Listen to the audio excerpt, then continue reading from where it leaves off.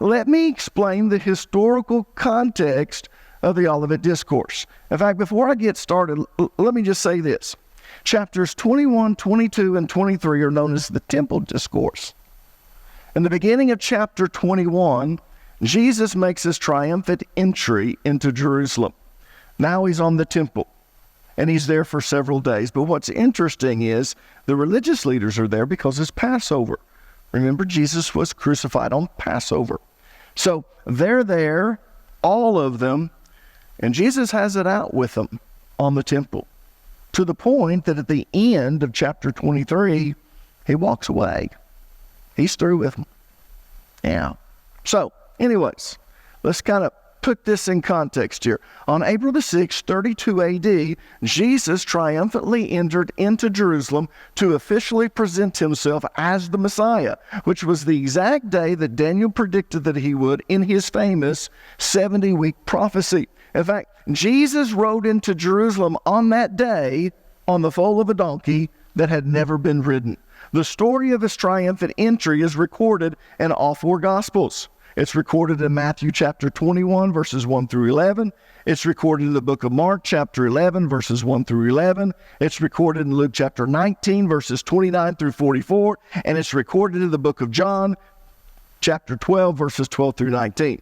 So, Jesus not only fulfilled Daniel's prophecy that day, but he also fulfilled Zechariah's prophecy.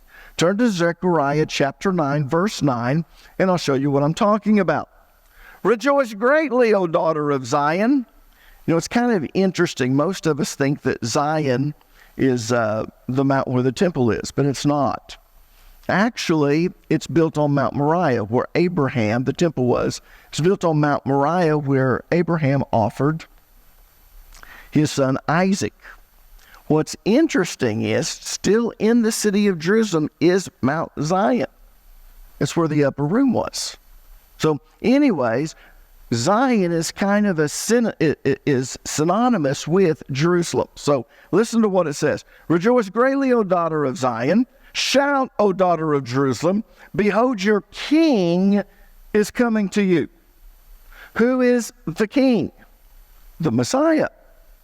He is just and having salvation. In other words, he holds salvation in his power. He is the one that has the ability to save others. That lets us know that the king that he's talking about is the Messiah because he holds salvation. He's the key for us getting to heaven. So notice what it says. Behold, your king is coming to you. He is just and having salvation. Yet he is humble, riding on a donkey, a colt, the foal of a donkey. So there's no doubt that Jesus was and is the Messiah. In fact, the fulfillment of those two prophecies alone prove beyond a shadow of a doubt that Jesus was and is the Messiah. But if that doesn't convince you, consider the fact that there are over 300 prophecies concerning the first appearance of Jesus Christ.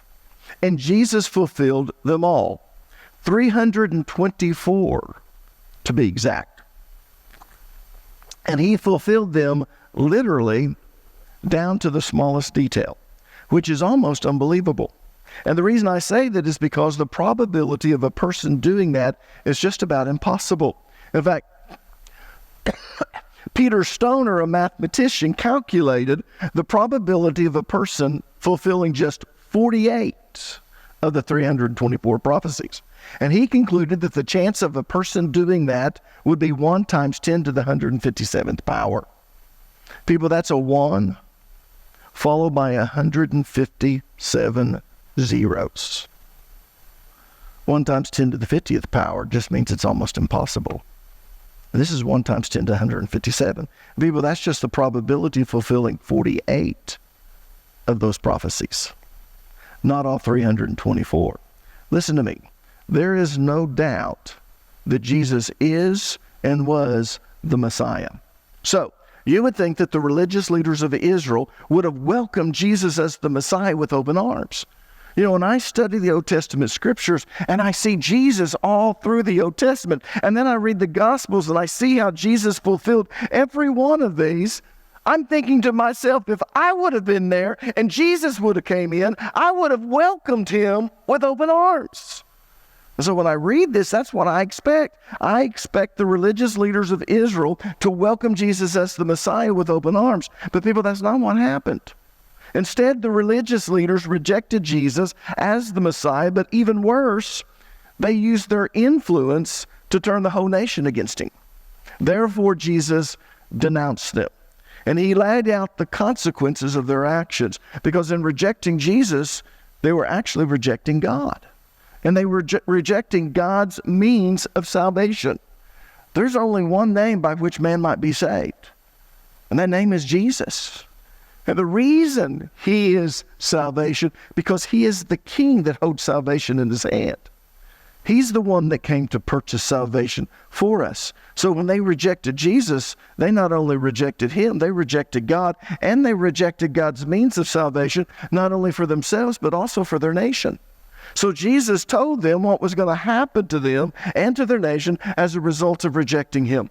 Plus, he told them what they needed to do for him to return as the Messiah. And all of this is found in just 6 verses. Matthew chapter 23, verses 36 to 39, and chapter 24, verses 1 and 2.